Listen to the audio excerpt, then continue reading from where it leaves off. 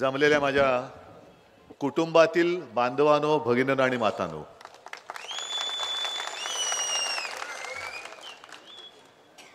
कारण मी महाराष्ट्रामध्ये फिरतोय तो माझ्या कुटुंबाशी संवाद करायला फिरतोय।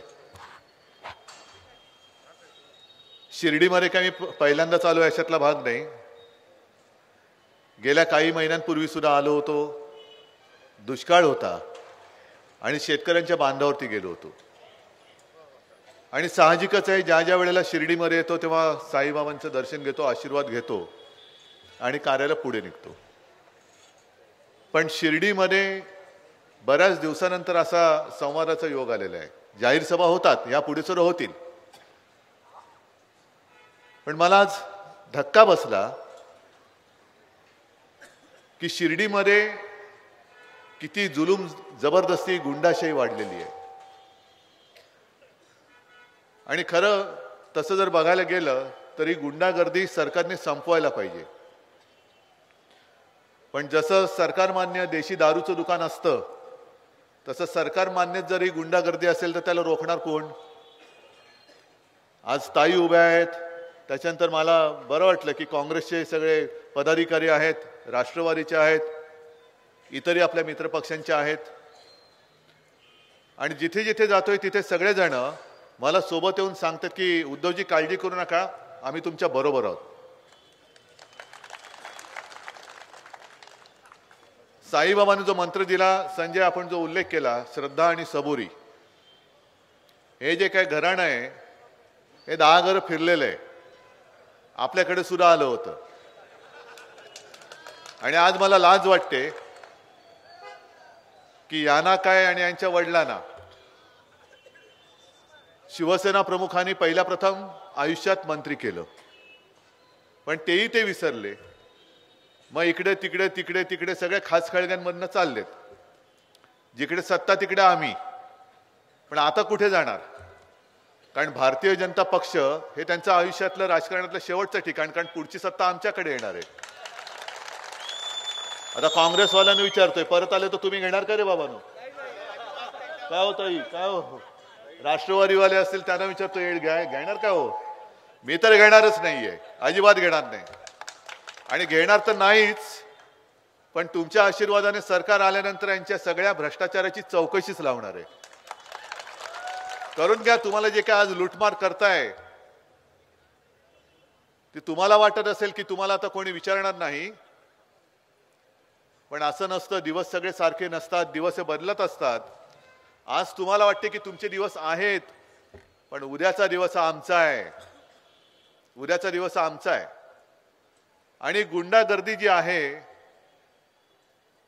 ती आता भारतीय जनता पक्षाचे आमदार सुद्धा करायला लागलेत।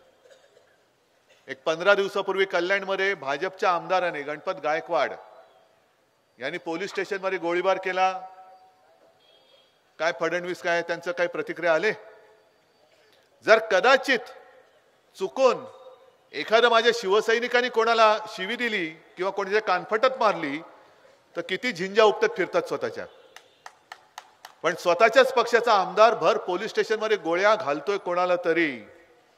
आणि एवढंच नाहीये तर तो बेधडकपणाने सांगतोय की जोपर्यंत या मिंढ्याकडे सरकारचा कारभार आहे तोपर्यंत महाराष्ट्रामध्ये गुंडांची पैदास होईल। हे भाजपच्या आमदाराचं वक्तव्य आहे। गृहमंत्री आहात कुठे तुम्ही? गृहमंत्र्याचं काम काय असतं? गुंडागर्दी करणाऱ्यांना जरब बसवण्याचं।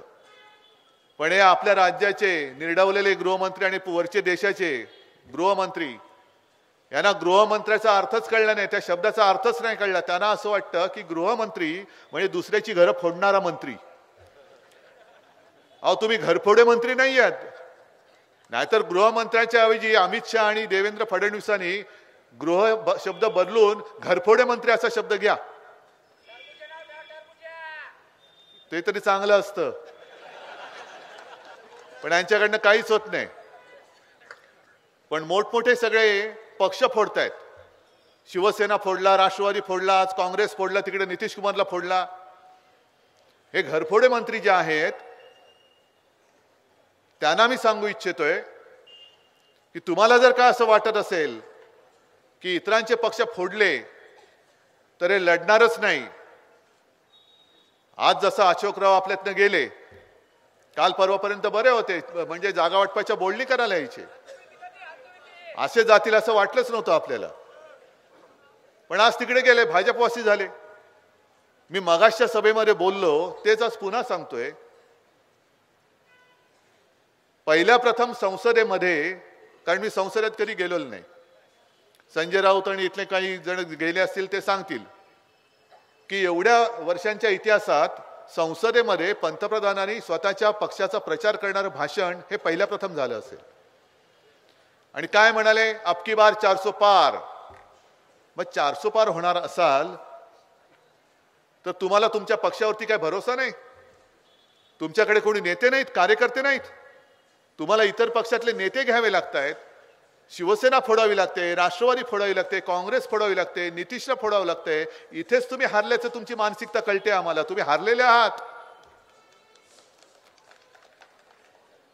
आणि आज अशोकराव जे बोलले की नरेंद्र मोदींचं स्वप्न पूर्ण करायला चाललेलं आहे. म्हणजे गंमत आहे, नेहमी आपण काय ऐकतो की नरेंद्र मोदी फक्त 3 तास झोपतात. मग 3 तासाचे झोपे त्यांना स्वप्न कधी पडतं आणि ते अशोकरावांना कसं कळतं? आणि 3 तासाच्या झोपेतलं स्वप्न 10 वर्षात पूर्ण नाही झालं. आणि भारतीय जनता पक्षाला खात्री पटले की प्रधानमंत्र्यांचं स्वप्न भारतीय जनता पक्ष पूर्ण नाही करू शकत, दुसऱ्यातली माणसं घ्यावी लागतायत. किती नाही, तुम्ही सगळे वाघ आहात. मी मुद्दामून तुमच्याकडे जे आलोय ते एवढ्यासाठी की राजकीय भाषण मी करेनच, सभा घेईन तेव्हा मी आणखीन जोरात बोलेन. पण आज तुम्हाला निवडणुकीचं काम करा म्हणून जे काही नेहमी सांगितलं की चला निवडणुकीच्या कामाला लागा, म्हणजे काय करणार नेमकं? आता त्यांच्या ज्या काही गोष्टी चालल्या आहेत, सगळा पैसा तुमचा आहे, करदात्यांचा पैसा आहे. आणि त्या करदात्यांच्या पैशातून मोठमोठ्या जाहिराती करतायत. म्हणजे महाराष्ट्रामध्ये तर मला असं कळलं की छोटा जरी कार्यक्रम असला तरी प्रधानमंत्र्यांचा फोटो छापण्याची जबरदस्ती केली जाते. असं एक अलिखित कायदा त्यांनी केलेला आहे. आणि हे सगळे मंत्री आहेत, हे माझ्या कानावर आले की ज्या जाहिरात एजन्सीच्या मार्फत जाहिराती केल्या जातात त्या एजन्सीकडनं हे कमिशन खात आहेत. म्हणजे जाऊ तिकडे खाऊ, हा यांचा नारा आहे. बरं, एवढं करून तुम्ही कोणाला घेतात? जी शिवसेना तुमच्या सोबत होती, हिंदुत्ववादी म्हणून शिवसेना तुमच्या सोबत होती, ती शिवसेना तुम्हाला नकोय. त्या शिवसेनेला तुम्ही संपवायला निघालात. आणि संपवायला कसे निघालात? एक तर मैदानात उतरण्याची हिंमत नाही. या ना आमने सामने या, मी येतो मैदानात, तुम्ही या मैदानामध्ये, होऊन जाऊ द्या, सगळ्यांच्या साक्षीने सामना होऊ जाऊ द्या, माझी तयारी आहे. पण सरकारी यंत्रणा तुम्ही तुमच्या घरगड्यांसारखे वापरताय. ईडी, इन्कम टॅक्स, सीबीआय सगळे माझ्या साध्या शिवसैनिकाच्या घरामध्ये घुसवताय. मग घुसवा ना. या आता यांनी संजय राऊत तुम्ही जो काय एक पाडा वाचला, घुसवा तुमच्या मंत्र्याच्या घरात, काढा सगळे त्याचे कुलंगडी बाहेर. पण तसं नाही करणार. यांनी म्हणे एक फिल्टर लावलाय. देवेंद्र फडणवीसांची एक मुलाखत मी पाहिली की आम्ही कोणालाही असं तसं घेणार नाही, आम्ही माणसं बघून घेतोय. एक फिल्टर लावलाय. आणि तो फिल्टर मला वाटतं असा आहे की ज्याचा घोटाळा जेवढा मोठा त्याला अधिक मोठं स्थान भाजपामध्ये. की कितीचा घोटाळा केलाय? 5 कोटी हड, 50 कोटी चट, 1000 कोटी ये, 70,000 कोटी ये बाबा ये, 100,000 कोटी, 1000 आणखीन किती कोटी ये बाबा ये. भाई आपको सर्दी है हाँ, जुकाम है हाँ, ते आहे ना हा बाबा हा, तसं ये बाबा ये. तुला मंत्री करतो, मुख्यमंत्री करतो, उपमुख्यमंत्री करतो. आणि ईडी, इन्कम टॅक्स, सीबीआय वाले हे तुझ्या घरी झाडू मारायला येतील. जसे मध्ये काही मंत्र्यांचे आणि फोटो आले होते ना, मंदिरामध्ये झाडू मारतायत, सगळं चकाचक, लाद्या चकाचक, आणि झाडू मारतानाचा फोटो, म्हणजे यांच्या पावलांनी ती लादी खराब करतायत. तसं ईडी, इन्कम टॅक्स वाले हे यांच्या घरामध्ये जाऊन झाडू मारणार. आणि घोटाळा मोठा कर, ये इकडे, तुला काही होणार नाही, ही मोदी गॅरंटी आहे, ही मोदी गॅरंटी. मग कशाला तुम्ही बोंबलत होतात भ्रष्टाचाराच्या विरुद्ध लढणार? काय झालं? बरोबर आहे ना रे? आवाज येतोय ना बरोबर? हा, मग ठीक आहे, मग राहू दे, काय करू नको. मग कशाला बोंबलत होतात? आणि मला सहज एक जोक आठवला की एक मुलगा आपल्या वडिलांना सांगतो की बाबा आता मला शाळा, अभ्यास वगैरे काही जमत नाही म्हणे. हे लय भारी आहे, माझ्या काही डोक्यातच घुसत नाही. मग काय करणार? तुला नाही मी भाजपात जाणार, तिकीट घेणार आणि देशाची, तुला थांब जरा, देशाची पुढे काय जरा काय बोलू नकोस, पण तू जर भाजपात जाणार असशील तर सरळ भाजपात जाऊ नकोस. वेळ लागले तुला, सरळ भाजपात गेलं तर काय किंमत नाही म्हणे. मग काय करू? तू पहिला दुसऱ्या पक्षात जा, तिकडे काहीतरी काम कर, काम नाही तर काहीतरी घोटाळा कर, भ्रष्टाचार कर, मग ते भाजपवाले तुझ्याकडे येतील, तुला पैसे देतील आणि तुला पक्षात घेऊन मंत्री करतील. आणि सरळ जर का भाजपात गेलास तर म्हणे बाकीच्यांच्या सतरंजा तुला उचलायला लावतील. त्याच्यापेक्षा तू दुसऱ्या पक्षात जा, घोटाळा कर, भाजपवाले तुझ्या घरी येऊन पैसे देऊन तुला पक्षात घेतील आणि जे बिचारे कार्यकर्ते आहेत त्यांच्या डोक्यावरती बसवतील. आज भारतीय जनता पक्षाच्या कट्टर कार्यकर्त्यांची तीच अवस्था झाली. मला सुद्धा काही लोक भेटत असतात, काही जणांचे फोन येतात, मेसेज येत आहेत की उद्धवजी तुम्ही करताय ते बरोबर आहे, आम्ही बोलू शकत नाही म्हणे. म्हणजे तुम्ही जे बोलताय गुंडागर्दी, त्यांच्या पक्षामध्येच एवढी दहशत आहे की कोणी नुसतं डोळे उघडायचे का बंद करायचे हे सुद्धा दिल्लीवरनं कळतं त्यांना, की उघड डोळे का उघडले, बंद कर डोळे का बंद करतात डोळे. म्हणजे जेऊ का हे सुद्धा त्यांना दिल्लीत विचारावं लागतं. ही एवढी दहशत त्यांच्या पक्षामध्ये आहे. आणि आमच्याकडे म्हणे काही नाही हो, सगळं बाजार बुणक्यांचा कारभार चाललेला आहे, आम्ही फक्त सतरंजा उचलण्यापुरतं राहिलेलो आहोत. आता सुद्धा अशोकराव तिकडे गेलेत असं मी ऐकलं, कदाचित त्यांना राज्यसभेवरती पाठवतील. आणखीन सगळे जे काय राज्यसभेवर पाठवणार आहेत ते बाहेरून आलेली माणसंच पाठवणार आहेत. मग त्या कार्यकर्त्यांनी करायचं काय? बरं, दुसरी गोष्ट अशी, 10 वर्ष तुम्ही तिकडे कारभार केला, अजूनही तुम्ही नेहरूच्या नावाने ठणाणा करतात. नेहरू नेहरू नेहरू, हे नेहरूनी केलं ती चूक, नेहरूनी केली ती चूक, नेहरूनी केली. ठीक आहे, केली असेल नेहरूनी चूक, पण नेहरू जाऊन आज 60 वर्ष झालेत, बरोबर ना? नेहरू जाऊन किती वर्ष झाली? 60 वर्ष झाली. आणि नेहरू किती वर्ष पंतप्रधान होते? 16 वर्ष. मग 16 वर्ष नेहरू पंतप्रधान होते तेव्हा त्यांनी काय केलं होतं, अगदी काय पाप केली असतील ती सुद्धा तुम्ही काढा. आणि मोदीजी तुम्ही आता 10 वर्षाचे झालात पंतप्रधान, तुमच्या आधी 6 वर्ष अटलजी होते, म्हणजे इकडेच 16 वर्ष झाली. त्याच्यानंतर जनता पक्षात तुम्ही घुसला होतात, ती 2-2.5 वर्ष झाली. व्ही.पी. सिंगना तुम्ही पाठिंबा दिला होता, ती वर्ष काढा. म्हणजे नेहरूनी जेवढा काळ पंतप्रधान म्हणून भोगला त्याच्यापेक्षा जास्त काळ तुम्ही स्वतः आणि तुमच्या पक्षाने केंद्रात सत्ताधारी म्हणून भोगलेला आहे. काढा ना तो आढावा घ्या. काय नेहरूनी काय केलं जरूर काढा. नेहरूनी किती काय भाकरा नांगल केलं होतं, आणखीन काय कंपन्या केल्या असतील, पाप काय केली असतील ते सुद्धा काढा. आणि नेहरूने निर्माण केलेल्या कंपन्या तुम्ही विकल्या किती त्याचाही आढावा घ्या. त्याचाही आढावा घ्या, सगळ्यांचाच घ्या. मग 60 वर्षापूर्वीचा इतिहास आम्हाला सांगता, पण गेल्या 10 वर्षात तुम्ही नेमकं शेतकऱ्यासाठी काय केलं ते मला सांगा. मी ज्या वेळेला ग्रामीण भागात जातो, शेतकरी येतात, तिकडे सुद्धा काही शेतकरी आले असतील. 2014 साली यांनी शेतकऱ्यांना काय एक आश्वासन दिलं होतं की जो शेतकरी त्याचं जे पीक असेल, कोण कापूस असेल, सोयाबीन असेल, तूर डाळ असेल, कांदा असेल, काय असेल ते असेल, दर एकरी जो खर्च येतो त्याच्यामध्ये 50% आम्ही रक्कम अधिक त्याच्यामध्ये ऍड करू आणि ती जी काही रक्कम येईल तो हमीभाव धरून त्या शेतकऱ्याला आम्ही त्या पिकाचा हमीभाव देऊ. किती शेतकऱ्यांना हमीभाव मिळालाय? अजिबात नाही. म्हणजे शेतकऱ्याला हमीभाव नाही मिळाला. नाही मिळाला ना, शेतकऱ्याला हमीभाव नाही मिळाला. गद्दाराला मिळाला की नाही? म्हणजे जो इकडे काबाड कष्ट करतो, नितीन गडकरी जे म्हणतात, जो प्रामाणिकपणाने काम करतो त्याला पक्षामध्ये सन्मान मिळत नाही, सतरंजा उचलावे लागतात. तसंच जो माझ्या देशामध्ये काबाड कष्ट करतो त्या शेतकऱ्याला हमीभाव मिळत नाही, पण जो गद्दारी करतो त्याला लगेच मंत्रीपद मिळतं आणि खोके मिळतात. ही मोदी गॅरंटी? हीच का ती मोदी गॅरंटी? आज महाराष्ट्रामधला शेतकरी आत्महत्या करतोय. 2 दिवसापूर्वी मराठवाड्यामध्ये अवकाळीचा फटका बसला, नांदेडमध्ये बसला. अशोकरावांनी तिकडे जायला पाहिजे होतं. देवेंद्र फडणवीसांनी शेतकऱ्याच्या बांधावर जायला पाहिजे होतं. मुख्यमंत्री स्वतःच्या शेतात रमलेत. 5 स्टार शेत आहे त्यांचं, अगदी हेलिकॉप्टर उतरतं. मी तर अशी साईबाबांना प्रार्थना करतो की देवा, या मुख्यमंत्र्यांचं जसं शेत आहे 5 स्टार, तसं शेत माझ्या गरीब शेतकऱ्याचं होऊ दे. मी तुम्हाला साकडं घालतोय. माझा गरीब शेतकरी सुद्धा त्या शेतातनं एवढी कमाई करू दे की जसे आमचे हे मुख्यमंत्री घटनाबाह्य स्वतःच्या शेतात हेलिकॉप्टरने जातात, तसा माझा शेतकरी बैलगाडीच्या ऐवजी घरातून हेलिकॉप्टरनी त्याच्या शेतात जाऊ दे. ही असली शेती करणारी माणसं शेतकरी म्हणून मिरवतात आणि आम्ही त्यांचं ऐकतो. आपण ऐकायचं? तिकडे त्या दिल्लीच्या सीमेवरती शेतकऱ्यांचे हजारोच्या लाखोच्या संख्येने एक मोठा मोर्चा चाललेला आहे दिल्लीमध्ये. मी सतत बघतोय, कालपासून आज पण बघतोय. पण स्वतःच्या हक्काच्या राजधानीमध्ये शेतकरी येतोय, शेतकऱ्यांनी यायचं नाही. आणि शेतकऱ्यांनी येऊ नये म्हणून तिकडे निमलष्करी दल तैनात केलेले आहे, पोलीस आहेत, निमलष्करी दल आहेत, हजारो तिकडे पोलीस आहेत, जवान आहेत. अडथळे निर्माण केले आहेत, भिंती उभ्या केल्या आहेत, तारांचं कुंपण म्हणजे जसं सीमेवरती कुंपण घालतात तसं कुंपण घातलंय, खिळे आहेत. 2 भिंतींच्या मध्ये त्यांनी तो एक काय त्याला मसाला म्हणतात, म्हणजे जे काही डेब्रिज वगैरे असतं ते सगळं टाकून ठेवले की कोणी ओलांडून येता कामा नये. काय एवढे का घाबरतात शेतकऱ्यांना? तुम्ही मतं मागायला ज्याच्याकडे जाता, मग शेतकरी येतोय, तुम्ही जाऊन भेटलं पाहिजे त्यांना.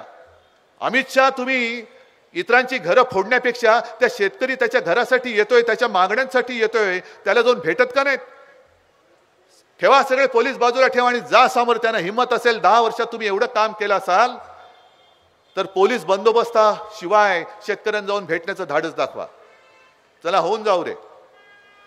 जो शेतकरी तिकडे जातोय हमीभावासाठी जातोय, कर्जमुक्तीसाठी जातोय, का तुम्ही करत नाही कर्जमुक्ती त्याची? मी मुख्यमंत्री झालो होतो, माझ्याकडे कोणी कर्जमुक्ती मागितली होती? नव्हती मागितली. पण मी केलेली कर्जमुक्ती शेतकऱ्यांना मिळाली होती की नाही हे सुद्धा उघडपणाने सांगा. मिळाली ना?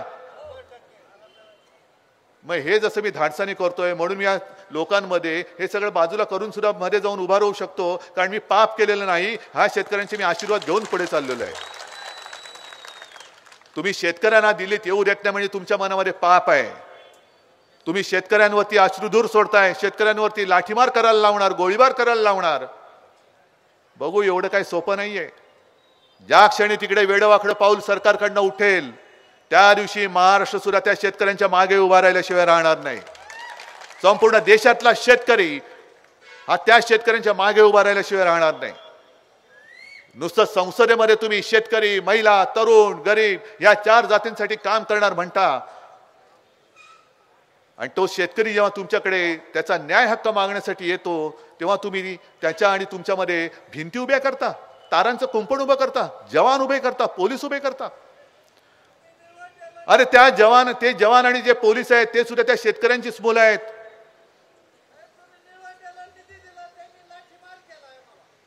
हे आहे ना, हे ह्या व्यथा तुम्हाला माहिती आहेत. म्हणजे ज्यांच्यासाठी खरं म्हणजे ह्या सगळ्या तयाऱ्या या सीमेवरती देशाच्या तिकडे करायला पाहिजे होत्या. तिकडे चीन घुसतोय, त्या चीनला कोणाला धमकी देण्याची हिंमत होत नाहीये. चीन घुसतोय, अरुणाचलमध्ये चीन घुसला, लडाखमध्ये चीन घुसला. लडाखमध्ये चीन घुसल्यानंतर तिथल्या मेंढपाळाने त्या चीनी सैनिकांना परत पाठवलं. पण मोदी बुवा काहीच बोलायला तयार नाहीयेत, अमित शहा काहीच बोलायला तयार नाहीयेत, राजनाथ सिंग आहेत की नाही तेच कळत नाहीयेत. देशाला संरक्षण मंत्री आहेत की नाही, आहेत तर ते कोणापासून कोणाचं संरक्षण करतायत? घरफोडे मंत्री इतरांचे घर फोडतायत. पण देशाचं जे घर आहे ते तुम्हाला सांभाळता येत नसेल तर अमित शहाजी तुम्ही राजीनामा द्या आणि दुसरा कोणतरी कर्तबगार तिकडे गृहमंत्री बसवा. मग आम्हाला सांगायचं की त्यावेळेला नेहरूंच्या ऐवजी सरदार वल्लभभाई पटेल पंतप्रधान झाले असते तर. मला असं वाटतं की खरंच सरदार वल्लभभाई पटेल हे देशाचे त्यावेळेला पंतप्रधान व्हायलाच पाहिजे होते. पण सरदार वल्लभभाई पटेलने RSS वरती बंदी घातली होती. ते सरदार वल्लभभाई पटेल देशाचे पंतप्रधान तुम्हाला परवडले असते का हे बोलताना हे पहिले त्यांनी विचार करायचा आणि मग आम्हाला सांगायचं. कारण वल्लभभाई पटेलने RSS वरती बंदी घातली होती. आणि आज तुम्हाला असं वाटतंय की सरदार पटेल हे तेव्हा देशाचे पंतप्रधान व्हायला पाहिजे, ते व्हायलाच पाहिजे होते. कारण आम्हाला पण माहित नव्हतं की आम्ही ज्या हिंदुत्वासाठी लढलो, आम्ही ज्या हिंदुत्वासाठी तुमची साथ दिली, आमची फसगत झाली. शिवसेनेच्या आयुष्यातली 25-30 वर्ष यांच्या हिंदुत्वाच्या बुरख्याखाली आम्ही फसले गेलो, म्हणून आमच्या आयुष्यातली 25-30 वर्ष सडली. आम्हाला माहित नव्हतं तुमचं हिंदुत्व हे ढोंग आहे. आणि आता ते जे सांगतायत आहेत ना, आता सुद्धा काँग्रेसची लोक माझ्या व्यासपीठावरती आहेत. काय गुन्हा केला त्यांनी? काय असं त्यांच्यामध्ये वेगळं आहे? म्हणजे तुम्हाला काँग्रेसमधली माणसं चालतायत. काँग्रेस मुक्त भारत करायला निघाला होता, आता तुम्ही काँग्रेस व्याप्त भाजपा करून टाकलेला आहे. काल जे मी बोललो की एक दिवस असा येणार आहे की भाजपचा अध्यक्ष हा पूर्वाश्रमीचा कोणतरी काँग्रेसवाला असेल, काँग्रेसमधून त्यांच्यात आलेला हा भाजपा अध्यक्ष होईल. कारण सगळीकडे आज आसाममध्ये काँग्रेसमधला माणूसच ना, हेमंत बिस्वा, आता ते मुख्यमंत्री आहेत. इकडे मिंदेला बसवलाय, तिकडे आणखीन कोणाला बसवलंय. अरे जर तुम्ही मला दिलेलं वचन हे पाळलं असतं तर तुम्हाला ही घरफोडी करण्याची वेळ नसती आली. काय मी मागत होतो तुमच्याकडे? मी माझ्या वडिलांना जे वचन दिलं की मी तुमचा शिवसैनिक, तुमचा एवढ्यासाठी म्हटलं कारण त्यांनी शिवसेनेला जन्म दिलेला आहे, जसा मला दिला तसं शिवसेनेला दिला. मी तुमचा शिवसैनिक मुख्यमंत्री करून दाखवेन आणि तो मी पुन्हा करून दाखवणारच. मी होईन असं नव्हतं म्हटलं, शिवसेनेचा मुख्यमंत्री शिवसैनिक करून दाखवेन. मग अमित शहा घरी आले. बरं आता मी पक्षप्रमुख नाही म्हणून म्हणताय, मग तेव्हा कशाला आला होतात माझ्या घरी? का पाठिंबा मागितलात माझ्याकडे? मला फोन यायचे, अरे उद्धव जी कल मैं वो अर्जी भरना जाना जा रहा हूं, आपको तो आना ही है. गेलो त्यांच्या तिकडे. मग उद्धव जी अरे कल तो मोदी जी वो फॉर्म भर रहे, आपको तो आना ही है. मग काय म्हणून तुम्ही मला बोलवलं होतं? काय म्हणून तुम्ही माझ्याबरोबर युती केली होती? बरं आता ज्या पद्धतीने तुम्ही शिवसेना चोरली, मला मुद्दामून मी मध्ये जो जनता न्यायालयाचा प्रयोग केला तो तुम्हाला कळण्यासाठी. ते जे काय सांगतात की शिवसेनेकडे घटनाच नाही, 99 सालानंतर शिवसेनेने घटनाच दिली नाही, शिवसेनेमध्ये पक्षप्रमुख पदच नाही. मी तुम्हाला सगळ्यांना दाखवलं, पाहिलं की नाही तुम्ही टीव्हीवर? कशी आपण निवडणूक घेतली, कसे ठराव झाले, हे सगळं त्यांना दिल्यानंतर, रोखठोक पुरावा दिल्यानंतर सुद्धा अगदी ते निवडणूक आयुक्त का बैल कोण बसलेत त्यांनी ती शिवसेना उचलून मिंद्याच्या पदरात टाकली. बरं निवडणूक आयोगाने जे आम्हाला सांगितलं होतं की तुम्ही तुमच्या पदाधिकाऱ्यांची शपथपत्र द्या, तुम्ही तुमचे सदस्य जे आहेत त्यांची सुद्धा एक ती अर्ज भरून द्या. तुमच्यापैकी अनेकांनी अर्ज भरले असतील. जवळपास 19.5 लाख अर्ज आणि शपथपत्र ही आपण निवडणूक आयोगाकडे पोहोचवलेली आहेत. 19.5 लाख, 19,40,000 आणि प्रतिज्ञापत्र सुद्धा 100 रुपयाच्या स्टॅम्प पेपरवरती दिलेली आहेत. मग काय तुम्ही उशाशी घेऊन झोपलात? काय केलं? काय त्याची रद्दी म्हणून विकलीत का? ती सुद्धा विकून टाकून निवडणूक आयोग त्याच्यावरती चालवतोय. तुमचा चहा पाण्याचा खर्च काय माझ्या प्रतिज्ञापत्रावरती चालवतोय की काय तुम्ही? पण उघड उघड घोटाळे करतायत. त्या चंदीगडमध्ये सुद्धा स्वतः सुप्रीम कोर्टचे सरन्यायाधीश बोललेत की चंदीगडमध्ये जे काय घडलं, साधी महापौराची निवडणूक ती नाही जिंकता येत, त्याच्यात सुद्धा गडबड केली. आणि सरन्यायाधीश बोलले की ही तर सरळ सरळ लोकशाहीची हत्या आहे. मग घोगरेताई तुम्ही काय म्हणताय? गुंडागर्दी, दडपशाही. देशामध्ये जर लोकशाहीची हत्या होत असेल आणि ती हत्या केंद्र सरकार करत असेल, त्यांचे सगळे चमचे करत असतील, तर मग सर्वसामान्य माणसांनी करायचं काय? पण त्यांना अजून माहिती नाहीये की सर्वसामान्य माणसाची ताकद काय असते. इंग्रज सुद्धा बलाढ्य होतेच,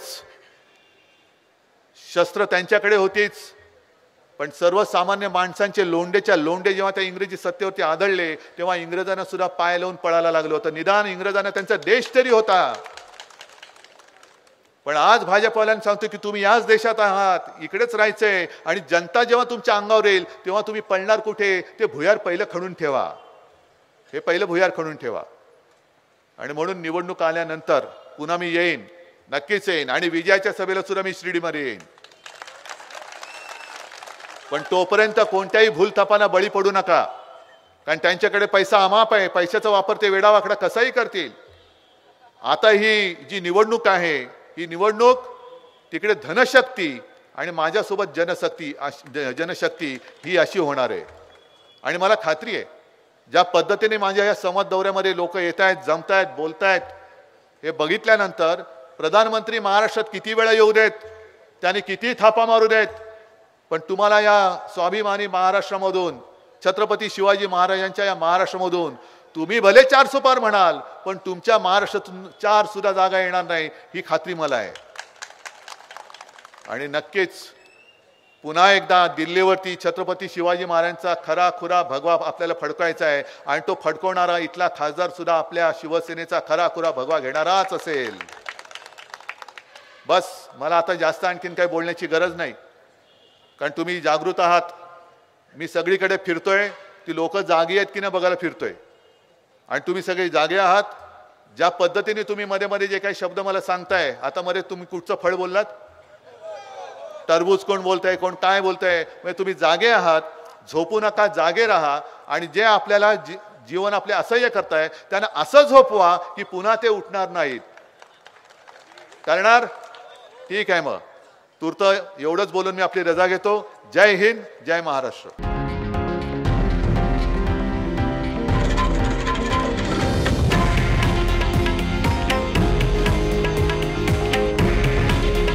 हे आहे देशातील नंबर 1 न्यूज नेटवर्क आणि आपण पाहत आहात TV9 मराठी. काळजी तुमची, हित महाराष्ट्राचं.